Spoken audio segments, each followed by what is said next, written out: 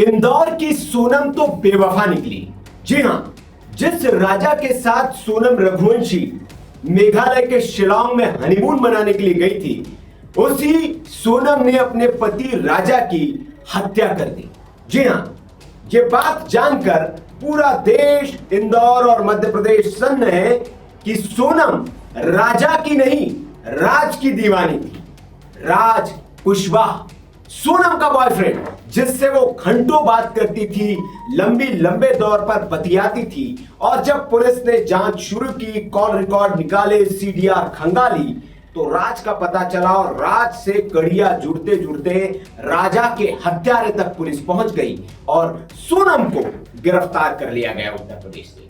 लेकिन सोनम रात के 1 बजे जिस गाजीपुर के ढाबे पर पहुंची थी, आकुशपुर इलाके का नाम है, उस इलाके में NH-31 पर यह ढाबा पड़ता है, काशी ढाबा, जहां पर साहिल यादव नाम का शख्स रात 1 बजे मौजूद था।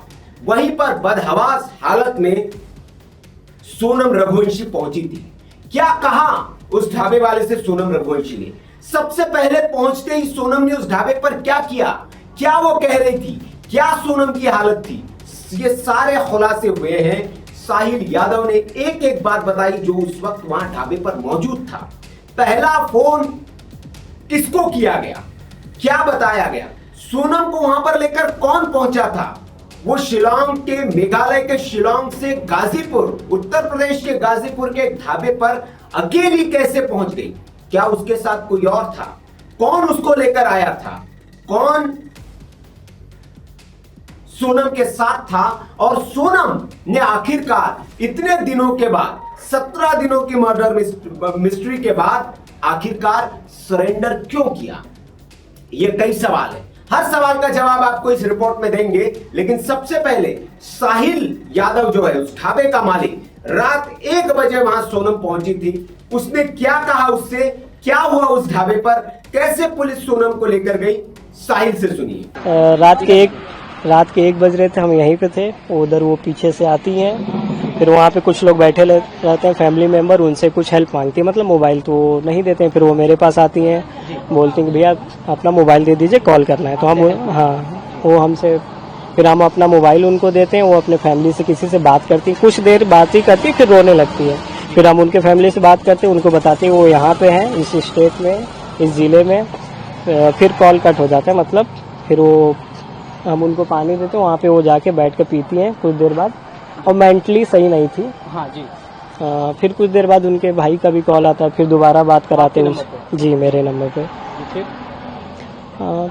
फिर उसके बाद उनके भाई जब बोलते हैं कि एक बार लोकल पुलिस थाने को आप इन्फॉर्म कर दीजिए, तो हम पुलिस वाले कॉल करते हैं, वो लोग भी आते हैं कुछ देर बाद, उनसे बातचीत करते हैं, पूरा समझ, मतलब उनके बाद फिर और भी लोग आते हैं। फिर कुछ देर बाद 2-2:30 बजे के आसपास उनको लेके चले जाते हैं। 2-2:30 बजे के बाद उनके साथ कोई और था? सोनम जी नहीं, वो अकेली थी। अकेली थी।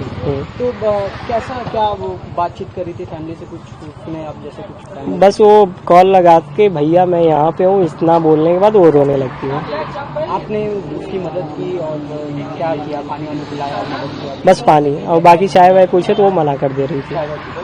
फिर पुलिस ले गई। उसके बाद क्या पुलिस आपसे भी संपर्क की कोई चीज के लिए? पूछताछ नहीं, वही बस स्टार्टिंग में ही पूछी थी कि कहाँ पे आई, फिर उनको पता चल गया ना क्या केस है क्या नहीं है, हमको भी कुछ देर बाद पता चला। आपको पता नहीं था कि वो? हाँ, अब रात को 1 बजे कोई भी लेडीज आएगी इस अवस्था में, तो आप जाहिर से क्या ही सोचेंगे।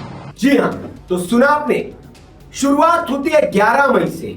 11 मई के दिन सोनम और राजा की शादी हुई थी, इंदौर में धूमधाम से शादी हुई, दोनों खुश, दोनों की मुलाकात मैट्रिमोनियल साइट पर हुई थी। राजा ने सोनम को पसंद किया था, घर वालों को तस्वीर दिखाई, राजा के घर वाले मान गए और दोनों की, क्योंकि एक ही बिरादरी के थे, दोनों की धूमधाम से शादी हुई।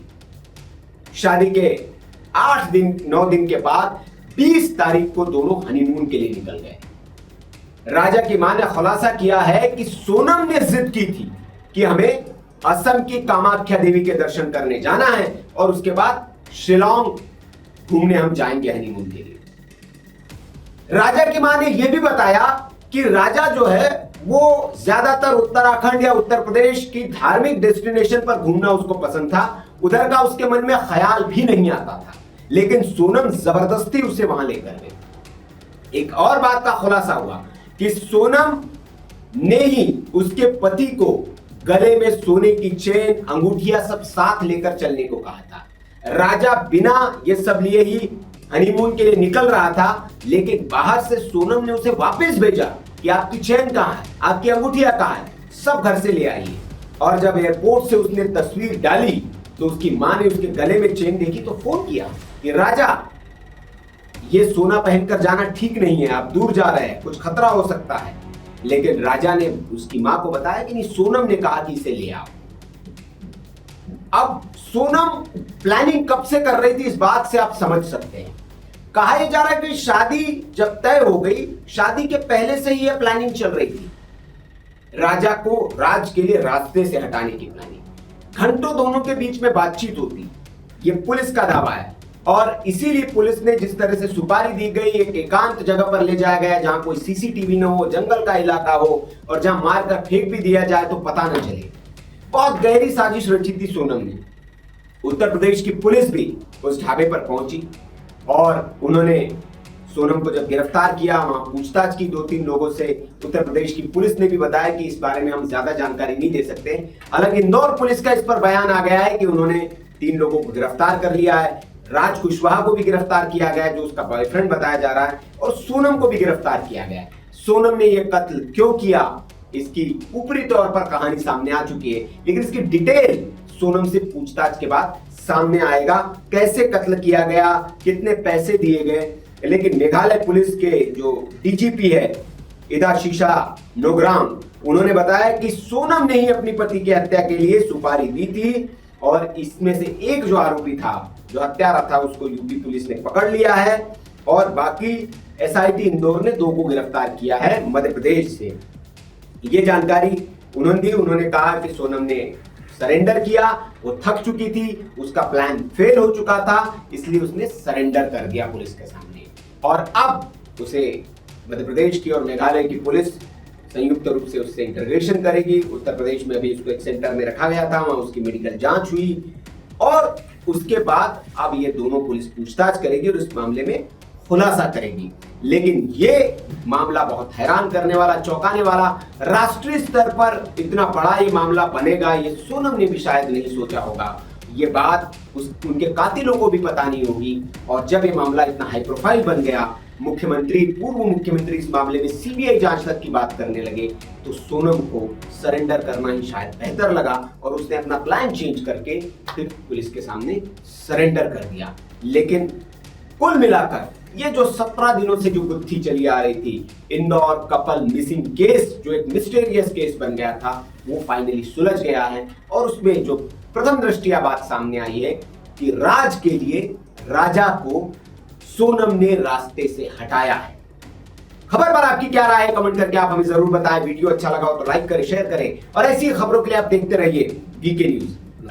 देखिए, घटना 11 मई को शादी हुई थी, और दंपति 20 मई को दोनों घूमने गए थे, राजा रघुवंशी और सोनम रघुवंशी। उसके बाद गुवाहाटी के माध्यम से, गुवाहाटी के से होते हुए ये लोग शिलोंग पहुंचे। शिलोंग पहुंचने के बाद फिर ये लगातार अपनी फैमिली के कन्वर्सेशन में थे, लगातार कांटेक्ट में थे फैमिली के। फिर उसके बाद 23 को अंतिम बार कन्वर्सेशन हुआ था मदर इन लॉ से, और उसके बाद फिर उनका संपर्क टूट गया था। उसके बाद परिजन चिंतित हुए, उन्होंने पुलिस कमिश्नर इंदौर से संतोष सिंह सर से संपर्क किया गया। Police commissioner Santosh Singh sir के द्वारा DCP crime branch Shri Rajesh Tripathi sir को इस काम के लिए लगाया गया।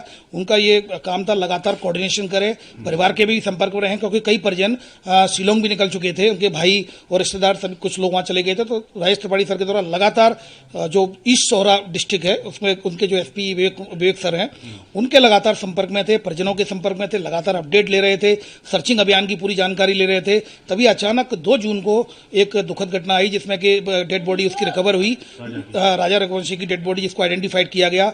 जब ये डेड बॉडी रिकवर हुई तब ये काफी ज्यादा सेंसिटिविटी इसकी बढ़ी, लगातार सघन अभियान और तेज से चलाया गया। डेड बॉडी रिकवर होने के बाद सोहरा थाने में अपराध क्रमांक 7/25 सेक्शन 109 103 सेक्शन 103 309 238 बीएनएस के तहत केस रजिस्टर किया गया मर्डर का केस रजिस्टर किया जाने के बाद और डीजीपी मध्य प्रदेश श्री कैलाश मकवाना सर के द्वारा डीजीपी मेघालय सर से लगातार संपर्क में रहे, लगातार बात की गई और बहुत कॉम्पैक्ट, क्योंकि अंदेशा था कोई भी ऐसी घटना हो सकती है, तो लगातार सर्चिंग अभियान को और तेज किया गया।